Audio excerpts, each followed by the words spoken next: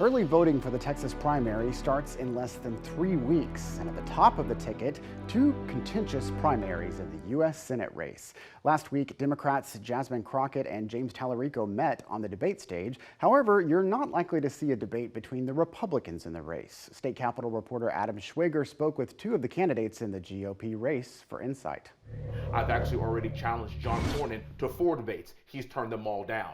U.S. Representative Wesley Hunt says he's been trying to organize a debate between himself and U.S. Senator John Cornyn, who he's running to replace.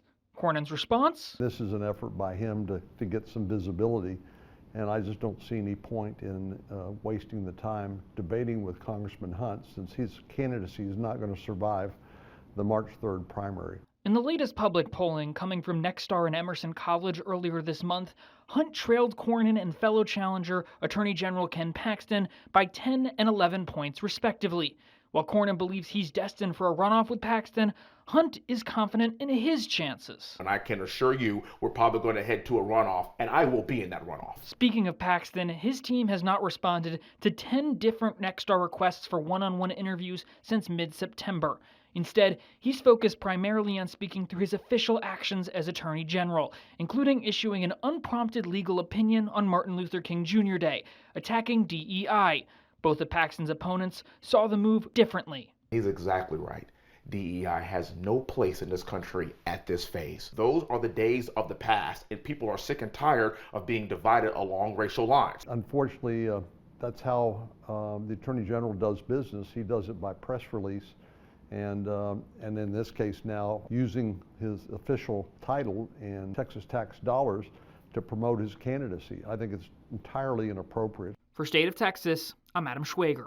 Adam spoke at length with both Senator Cornyn and Congressman Hunt, going deeper into the campaign as well as current events. You can see those full interviews with both candidates right now on our website. We also posted the video of the full debate between Democrats Jasmine Crockett and James Tallarico. Just look for the links online now in this week's State of Texas story. Neither Crockett nor Tallarico received an endorsement from the Texas AFL-CIO, which hosted last weekend's debate at its convention. The AFL-CIO is the state labor federation representing more than 250,000 union members. Its leaders and the members took no action Sunday on an endorsement, meaning a vote was taken and the body decided not to endorse a specific candidate. Both Tallarico and Crockett have previously received endorsements from the labor union throughout their careers. A new poll released after the debate shows a razor-thin margin separating Crockett and Tallarico in the Democratic U.S. Senate primary race. The survey was conducted by the nonpartisan group Texas Public Opinion Research. Their poll found 38% of likely Democratic primary voters supported Crockett, while 37% said they backed Tallarico. More than 1 in 5 Democrats said they were undecided. The director of Texas Public Opinion Research says that means a lot could change in the weeks leading up to the primary. A lot of it is going to happen in the final 4 weeks.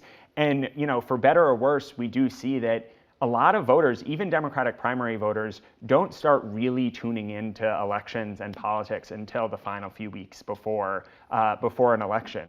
Pollsters sampled nearly 1,300 likely Democratic primary voters. The poll has a margin of error of plus or minus 3.7 percentage points.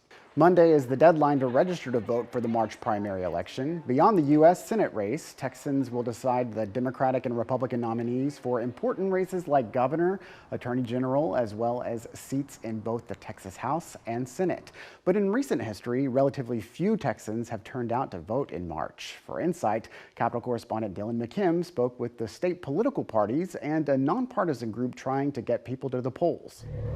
In the last primary election in 2024, only 18% of registered voters in Texas actually voted. 80% of those who did vote were over the age of 50. Only 4% were under the age of 30. March is actually where our leaders are chosen. Marjorie Clifton is the co-founder of March Matters, a nonpartisan coalition trying to increase voter turnout in March. She says usual primary voters in Texas self-identify as the extremes of their political parties, not reflecting the views of average Texans. We're trying to expand the number of people who can have their voices heard and have a pool that's much more representative of the state, of people's political views. Clifton said they are trying to educate voters on the importance of March primaries by going through faith leaders, gyms, and companies. Both state political parties are performing their own outreach to get voters to the polls in March. The Young Republicans of Texas said it's utilizing social media to engage young voters. I mean, social media is everything. You know, I mean,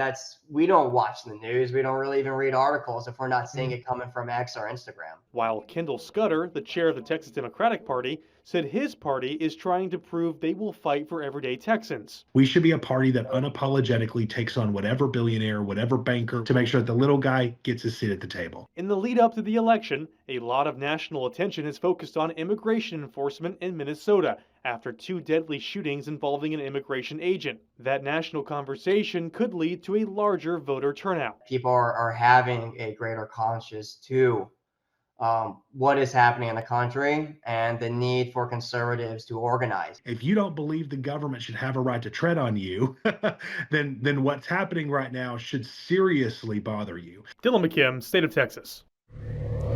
You heard Dylan mention that in the 2024 March primary, just 18% of registered voters turned out, but that's actually slightly higher than recent midterm primary turnouts. For example, in 2022, 17.7% of registered voters cast a vote in the March primary. That was up from the turnout of just over 17% in the 2018 midterms in Texas. And those numbers, while low, are significantly higher than what Texas saw in 2014, when just 14% of voters took part in the March primary.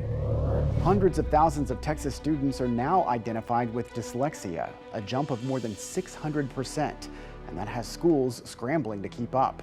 You obviously have to train and get those individuals, equipped to then teach those students. We dig into what's driving the surge and how educators are adapting.